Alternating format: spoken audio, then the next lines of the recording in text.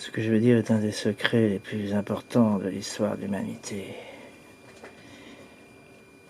Voilà. La taille des centimètres du sexe de l'homme, qu'on appelle la verge, en fait, n'est pas un phénomène stable. Car la verge peut être dans deux états extrêmes avec toutes les variations possibles entre les deux. De l'état dit flaccide, flaccide et museau, c'est-à-dire au repos, jusqu'à l'état d'érection extrême, c'est-à-dire antrique, donc avec toutes le dégradé possible. Et ce qui est incroyable, c'est que personne ne dit qu'il y a en fait deux grandes catégories d'hommes, avec bien sûr tous les dégradés possibles. Quand on parle d'hommes, pas de souci avec les dégradés. Et les deux catégories d'hommes, c'est ce que les Américains appellent dans leur immense qualité de simplification, d'un côté les showers et de l'autre les growers. Les showers, c'est ceux qui font le show, qui montrent tout, c'est-à-dire que leur sexe, leur verge, leur pénis, à l'état de repos, a déjà une longueur tout à fait conséquente. Et les études le montrent. Quand les showers bandent, le gain en longueur n'est pas énorme. En moyenne, ils gagnent 50%. Certains, à l'extrême, ne gagnent rien. C'est-à-dire, eux, c'est les showers absolus, ils montrent tout dès le départ. De l'autre côté, vous avez les growers, tout gros croître. Ce sont des hommes qui sont peut-être par nature, je dirais, respectueux des autres, et donc savent rester discrets, même quand ils sont nus.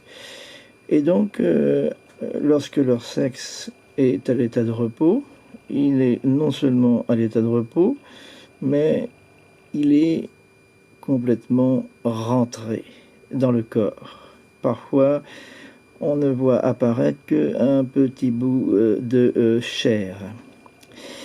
Et il est évident que un grower qui rencontre un shower dans un vestiaire, le grower se sent un peu diminué. Mais ce grower, lorsqu'il sera excité, lorsqu'il va bander, va gagner parfois 3-4 fois sa taille à l'état de repos. Il a un côté serpentin, si on veut, un côté magique aussi. C'est-à-dire, tout d'un coup, regardez, ce petit bout de chair devient quelque chose de beaucoup plus magnifique, si on veut prendre cette logique-là. Le seul problème, c'est que 90% du temps, le sexe de l'homme est un pénis, c'est-à-dire à l'état de pendre. Pénis, ça a le sens de pendre, ça pendouille. Et quand on dit ça pendouille, c'est principalement les showers. Et à l'état d'érection phallus, c'est 10%, 5% du temps. Et en plus, quand un homme est nu, aussi bien dans un coin naturiste ou entre amis, ou dans un onsen japonais par exemple, et il y a des circonstances où on se met nu devant les autres, mais généralement on n'est pas en état d'érection. Donc les growers ont très peu d'occasions de montrer à la face du monde ce dont ils sont capables. Et c'est ça le grand problème qui se pose aux growers. ils ont une absence de considération d'eux-mêmes de par cet état de fait. Contrairement au shower qui, lui, peut avancer nu, tranquillement, mais en fait, il n'a rien de plus à dire. Le grower connaît l'art du suspense et du mystère.